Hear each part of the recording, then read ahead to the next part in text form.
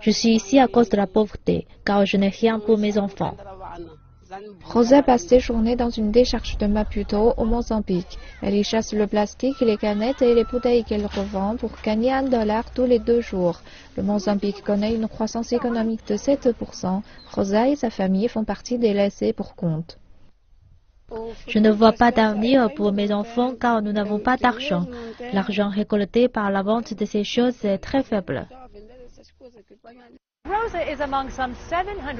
Rosa fait partie des quelques 700 millions de personnes qui, de par le monde, vivent dans une situation de pauvreté extrême. Ces gens vivent avec moins $1,90 par jour. C'est un chiffre incroyable, mais selon la Banque mondiale, les choses vont mieux. C'est une excellente nouvelle. Nous avons développé les économies. Nous avons investi dans les populations. Nous leur avons garanti de ne pas retomber dans la pauvreté. Depuis 1990, les taux de pauvreté ont chuté dans chaque région du monde. La Banque mondiale estime que cette année, moins de 10% de la population mondiale sera dans une situation de pauvreté extrême. Nous sommes la toute première génération de l'histoire humaine susceptible de voir la fin de la pauvreté extrême.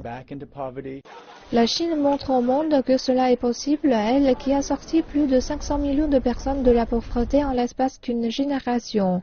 Un succès qui touche personnellement l'homme qui dirige la Chine. Lors de son récent voyage aux États-Unis, le président Xi Jinping a raconté ce qu'il a traversé. À cette époque, les villageois et moi vivions dans des grottes et dormions par terre. La vie était très dure. Nous ne mangions pas de viande pendant des mois. Je savais ce que les villageois voulaient le plus. Lors de la fête du printemps de cette année, je suis retourné au village. C'est un endroit très différent maintenant. J'ai vu des routes goudronnées. Aujourd'hui, vivant dans des maisons de briques et de tuiles, les villageois ont accès à Internet. Des centaines de millions de personnes ont une vie meilleure en Chine, mais d'après la Banque mondiale, quelques 200 millions d'autres sont encore dans la pauvreté. Beaucoup d'entre eux vivent dans les zones rurales ou frontalières, là où le gouvernement chinois investit dans les infrastructures, la santé et l'éducation. Mais il va falloir du temps et beaucoup d'efforts pour régler ce problème de pauvreté rurale. Au Mozambique, Rosa veut simplement pouvoir offrir une vie meilleure à ses enfants.